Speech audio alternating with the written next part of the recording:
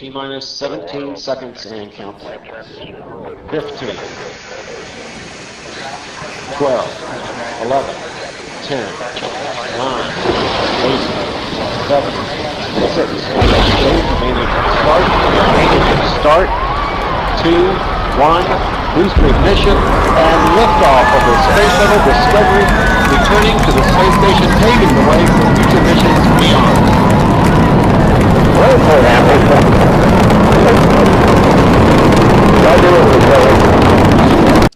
Welcome to Space Crew Junior, Episode 2. My name is Rhys, and today we will be talking about the Japanese lab on the International Space Station.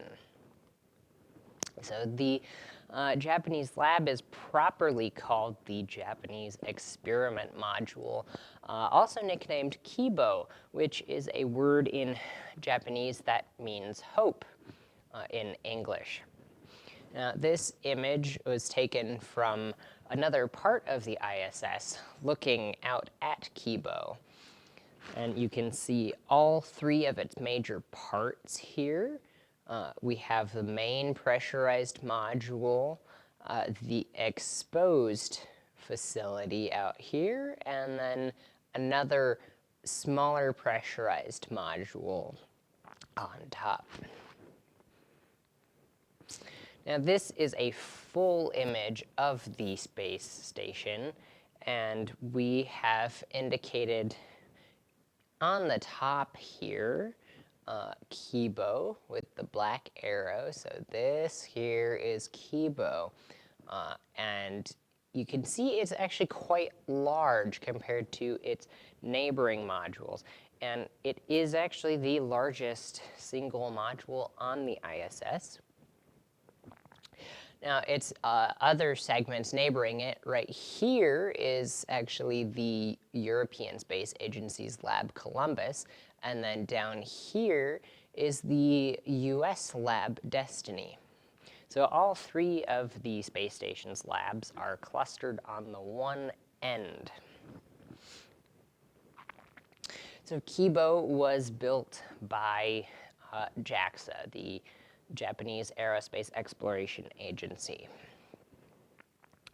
And it was built expressly for doing science on the ISS. So everything in Kibo is designed for use by crews to help scientists on Earth run experiments and install equipment on the space station.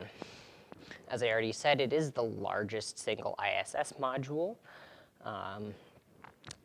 and it has its multiple kinds of facilities. So it has the main pressurized module, so that gives astronauts a shirt sleeve environment to work in like the rest of the space station, and then also has an exposed facility so scientists can have instruments and experiments run in the vacuum of space, and then there is also a robotic arm on that exposed facility for installing things and moving equipment from between the pressurized part of the module and the exposed facility.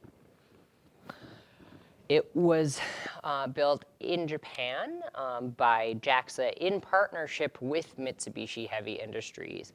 And that is the same company that owns Mitsubishi Motors. They're a conglomerate of a number of companies that do a variety of things, not just building cars. Now, it was delivered to the ISS in 3 shuttle missions in 2008, and they were also installed that same year. It is nearly 40 feet long and over 14 feet across, 14 feet in diameter, as this is a cylindrical piece of equipment.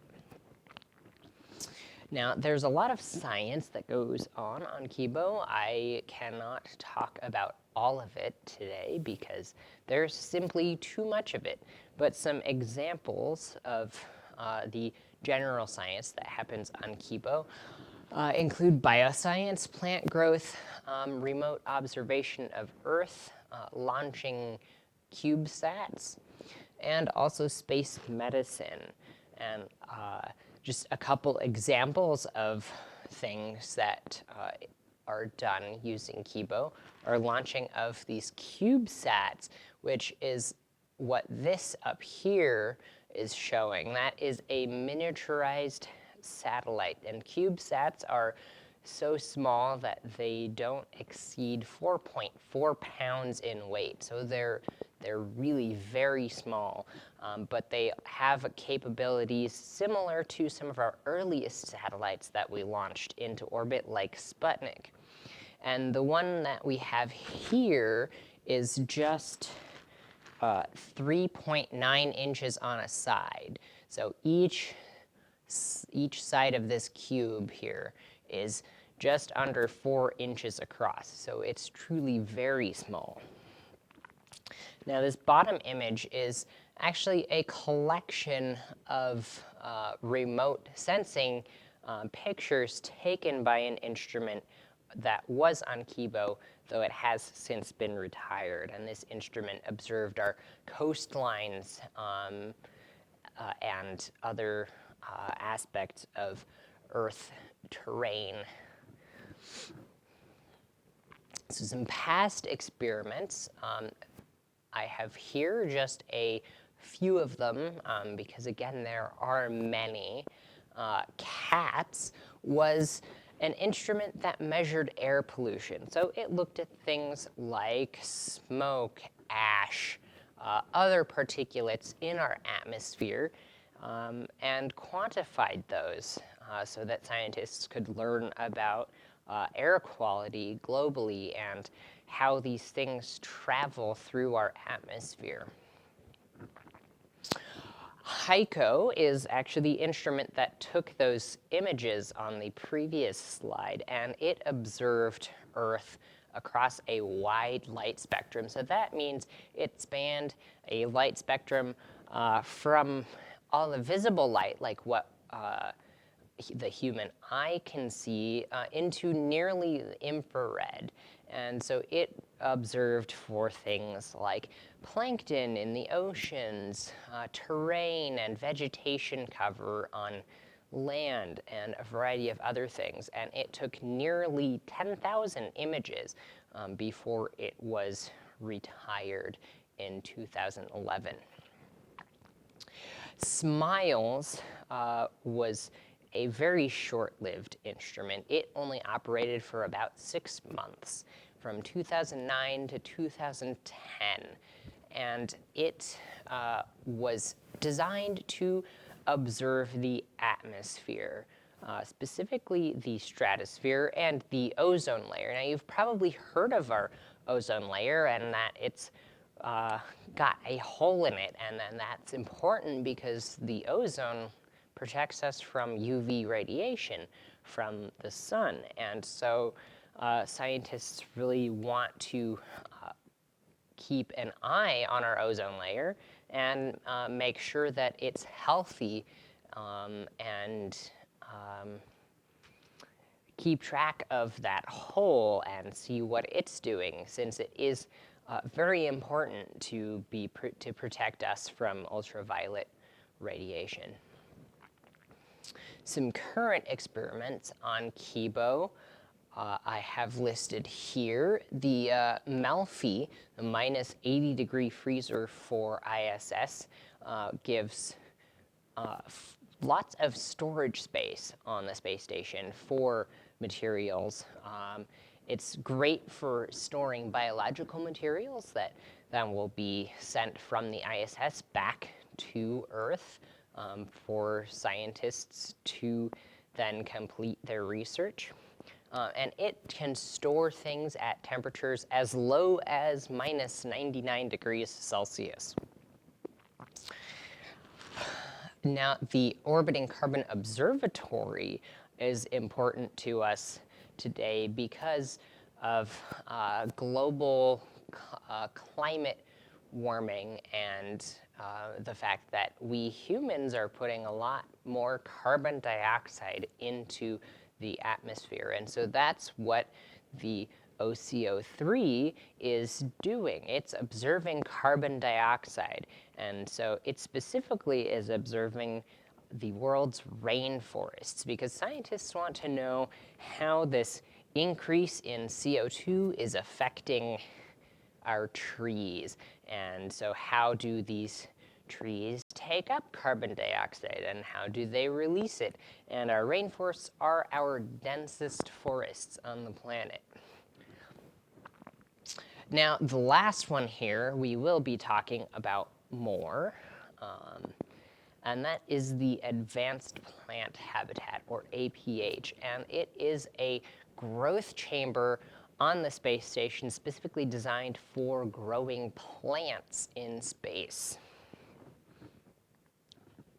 Now, this short video, very short video we're going to watch is actually a time lapse of some plants growing in the APH in 2018. And after we watch this, we will get a little bit more into what the advanced plant habitat is and biology in space.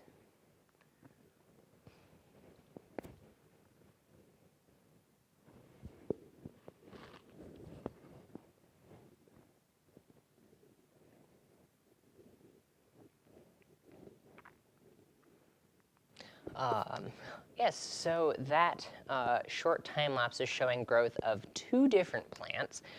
In front of the camera directly is a plant called Arabidopsis, or cress, and it's not something we eat, but it is commonly used in science experiments and research, and has been used in more than one growth experiment on the ISS.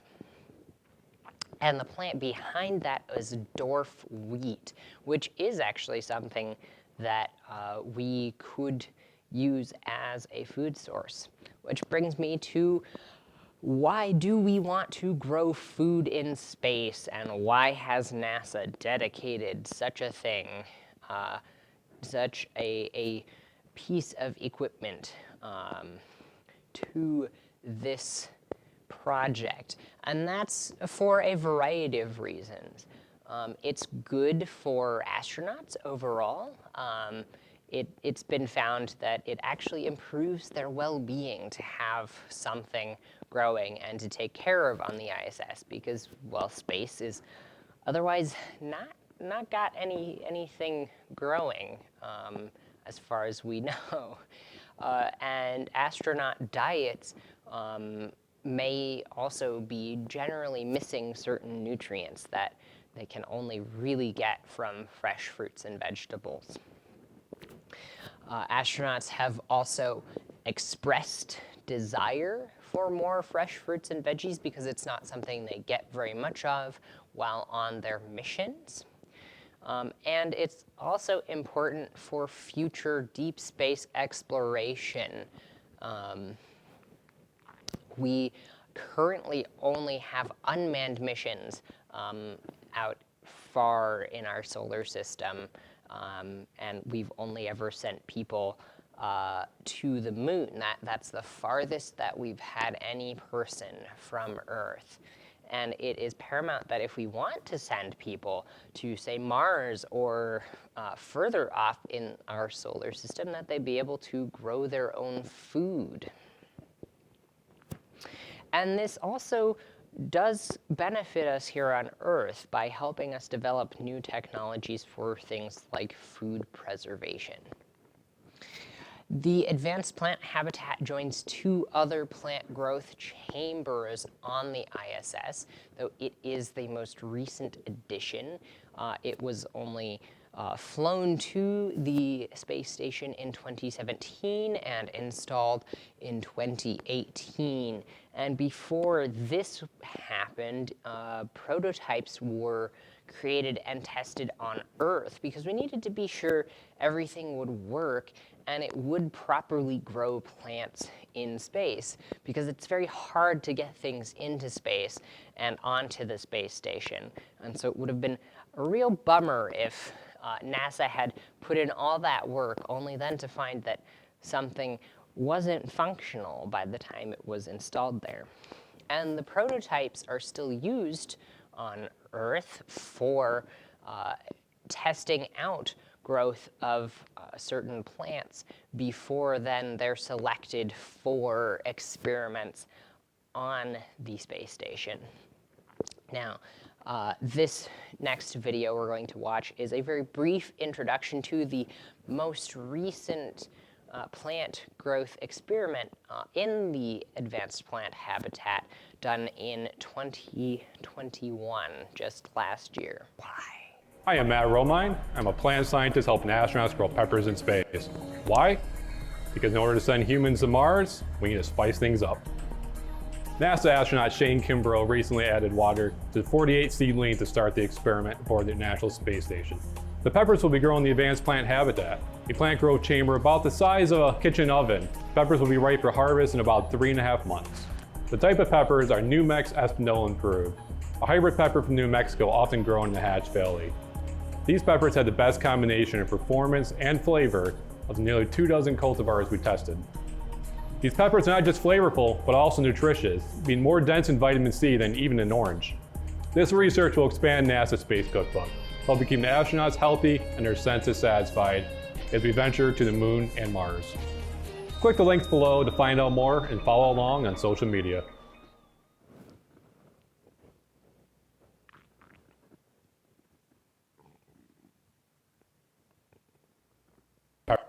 I am Matt Romine. No, I don't want I to am Matt play you Romine. again. I'm a plant Why? scientist helping astronauts grow peppers in space. Why? Oh my God. I am Matt Romine. No. I'm a plant scientist helping astronauts grow peppers in space. You don't Why? mind. Because in order to send humans to Mars, I hit the button too soon, apparently, and it thought I wanted to play it again.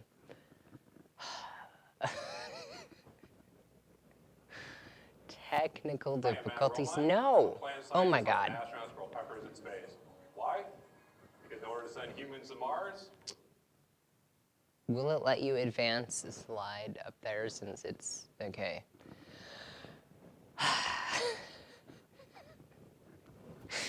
Okay, so this experiment last year was called Plant Habitat Experiment 04 or PH04. And as the scientists in that video said, it used chili peppers, a variety usually grown in the Hatch Valley in New Mexico, which is famous for its spicy chili peppers. And testing was done over nearly 2 years, and testing many peppers from around the world. And this was all done at Kennedy Space Center, where they have the prototype advanced plant habitat. And this is the most complex plant growth experiment done on the ISS to date, and that is because of the long growth time of the pepper plants. It takes a while for the plants to get big enough and mature enough to make flowers and then make fruit, but also because the flowers had to be hand pollinated. Here on Earth, we rely on insects to pollinate all our crops, and so we don't often, at least say you have your own garden, you don't have to go pollinate all of your plants yourself. You let the insects do that. Well, in space, there aren't any insects, and so the astronauts had to pollinate these flowers themselves. Now you see in this picture on the right here, 2 scientists at the Kennedy Space Center harvesting and measuring peppers as part of the assessments that were done to choose the best pepper for the job for this experiment. Now, this next video is of astronaut Megan MacArthur actually hand pollinating these pepper flowers. This is an excellent opportunity for you to just take your finger and rub it inside of any of the open flowers that you see. That will facilitate pollination that may or may not be occurring in some of those other flowers.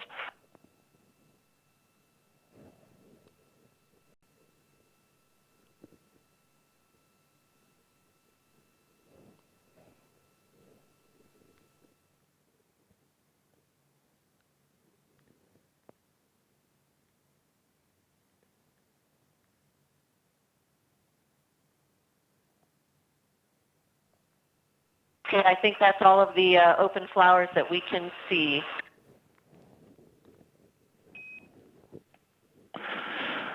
That's perfect, Megan. You did a great job. The science team down here is really happy with your technique.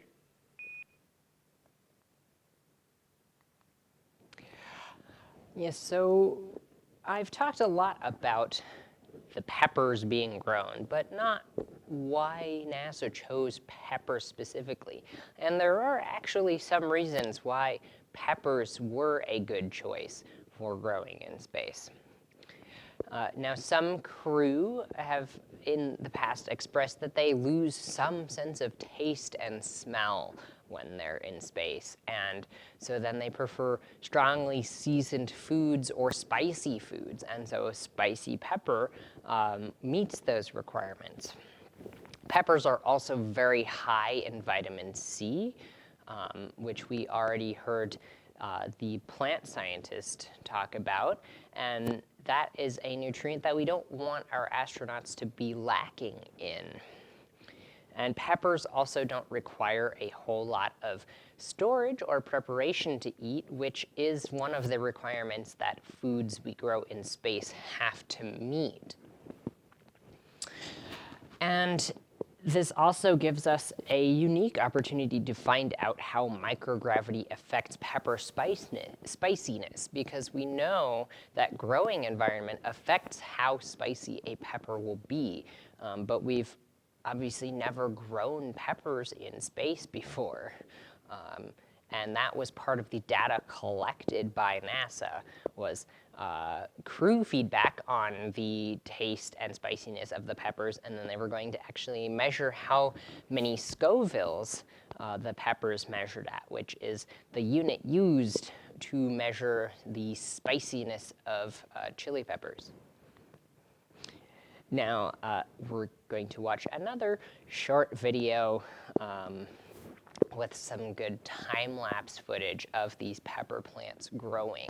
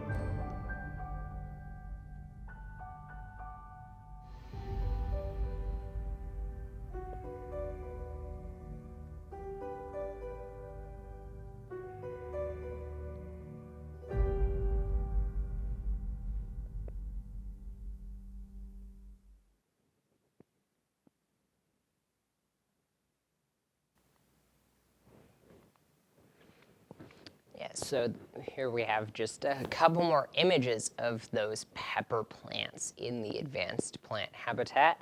And then the crew that got to make the first harvest of these peppers in October of last year. So in this photo, we have from left to right, NASA astronauts Mark Vande Hei, Shane Kimbrough, JAXA astronaut Aki Hoshide, and then NASA astronaut Megan MacArthur. And this crew made first harvest in October, and then they and then the next crew was able to make another harvest of the peppers in November. And so this experiment was quite successful, and making 2 good harvests of the peppers, both for the astronauts to try and for the completion of the science. Now, astronauts also have a sense of humor, and when you don't have gravity, you can also float your food around.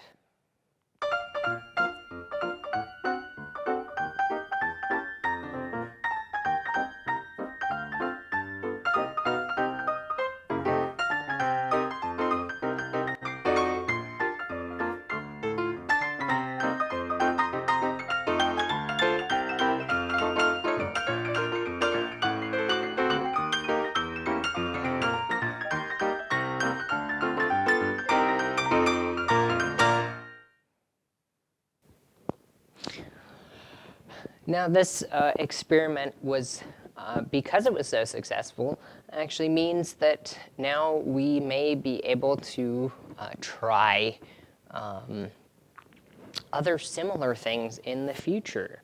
You know, with the 2 harvests of peppers enjoyed by crew and used for science, I'd say that this was really a resounding success, considering it was the most complicated plant growth experiment on the ISS to date. It was really quite excellent that we were able to make it such a success, since this was uncharted territory. Now, this means, like I said, we may be able to grow other flowering crops in space like tomatoes or something similar in the future. This does expand our possibilities for what we can grow on the ISS. And this also means that we can grow longer-lived crops in space. Since most of the vegetables that have been grown on the ISS before this took a relatively short time from sowing to harvest, unlike the pepper plants. And so this again expands the possibilities of what we can grow on the ISS to crops that take a longer time, over 100 days, like these peppers. It's also promising for maybe, say, sending people to Mars or somewhere else outside of Earth, since this means that we can probably grow a greater variety of things in space. And the experiments like this on the ISS using the advanced plant habitat and the other 2 food growth chambers have also led to new technology being created and used on Earth to improve food preservation here, which can let us feed more people more effectively. Now, this programming all used publicly available information from NASA, and so if you're interested in any further information about anything included here, you can go to nasa.gov and find all sorts of videos and other educational materials. Okay, so that was episode number 2 of Space Crew Junior, again, underwritten and sponsored by the South Dakota Space Grant Consortium, of which the Journey Museum and Learning Center is proud to be a NASA partner and an affiliate member with the South Dakota Space Grant Consortium. We want to thank Rhys Watson for all the hard work that was put in for these first 2 episodes. And as we do here at the Journey Museum, we just continue to move forward. So in episode 3, next week, you're going to meet 2 new interns, Alex Morrison and Macy Flea will be coming to you, and they'll be talking to you about the laboratory's destiny in Columbus also talking about Newton's law of gravity and the scientific methods, all of which will be great content as for your students as they consider maybe joining our Space Rocks camp that's coming on December 19th through the 22nd. There'll be both morning and afternoon sessions available for your campers ages 8 to 12. For more information and more details about our Space Rocks camp, go to journeymuseum.org or give us a call at the Journey Museum and Learning Center where we can help you with answering those questions. Again, let's remember, somehow, some way, the journey continues. Thank you for joining us.